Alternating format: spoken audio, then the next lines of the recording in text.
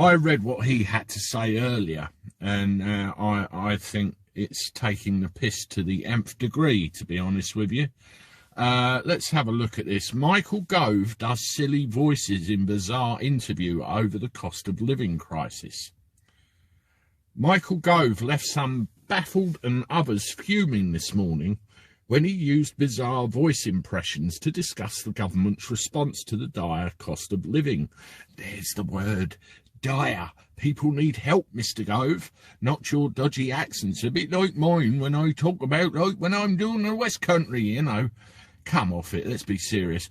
The community secretary was slammed for doing silly voices as he adopted an American and Scouse accents while shooting down the prospect of an emergency budget for families facing crippling energy bills. We don't need an emergency budget. We need the prices to come down, or somebody needs to do something to help these families that are struggling. I have a suspicion where this is going, and I will tell you when we've gone through this article. Speculation was rife that one could soon be announced after Boris Johnson's response to Keir Starmer's claim the government is bereft of ideas. Is that before or after his last pint, I wonder? We will continue to use all our ingenuity and compassion, I didn't know they had any, for as long as it takes, and the Chancellor and I will be saying more about this in the days to come. I bet you fucking will. He said in the House of Commons following the Queen's speech. But the Treasury ruled out a last-minute summer budget immediately after the remark.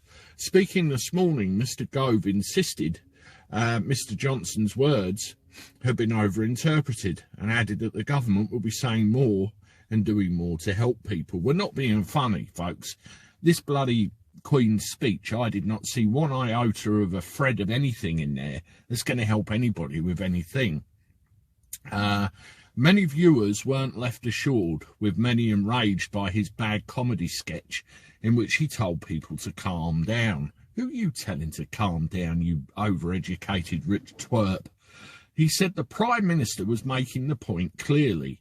We just had a cabinet meeting to discuss it, that we are constantly looking at ideas to relieve the pressure on people facing incredibly tough times. Well, as my late stepfather was often fond of saying, Mr. Gove, talk is cheap. And the end of that is actions speak louder than words instead of these dodgy accents. But that doesn't amount to an emergency budget, he added, putting dramatic emphasis on the last two words.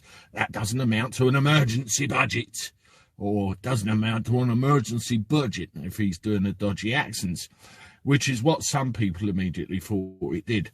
He went on to use an American accent as he claimed it was an example of some commentators chasing their own tails and trying to take a statement that is commonsensical, turning it into, capital letters, a big news story. He went on to use an American accent as he claimed it was an example of some commentators chasing their own tails and trying to take a statement that's commonsensical, turning it into a capital letters, a big news story. Well, I don't give a damn. How was that? In a third odd move, he decided to throw in a Liverpudlian accent, saying the Treasury had quite rightly told people to calm down. Sorry, I can't do Liverpool, so you're out of that. Comedian Harry Enfield's Scousers characters were known for the phrase in his comedy shows in the 1990s, calm down. Yes, okay, Gove, you... Blah. In fact, when the Treasury quite rightly said calm down, people, instead of recognising that they are over-inflating the story in the first place and say, oh, this is clearly a spit, Mr. Gove complained. The truth is the Prime Minister says the government is working hard, and the Treasury says we are, and I'm afraid the budget is going to be when said it would be. Please get things in proportion. That becomes a story. When presenter Dan Walker suggested the media has simply asked a follow-up question after the PM implied something was to be announced, Mr. Gove replied, yeah, exactly. No big deal. I'll tell you what a big deal is. Labour's Lisa Nandy tweeted a clip of him speaking on the programme and said, what is he doing? making jokes and using silly voices while families across the country are struggling. This isn't a game. People are having to choose between heating and eating. Take it seriously. Do your job. What accent would you like that in? Would you like it in New York? You know, Labour's deputy leader, Angela Rayner, used the interview to accuse ministers of treating the cost of living crisis like a joke, adding, "This is not a serious government. We need an emergency budget now." No, we fucking don't.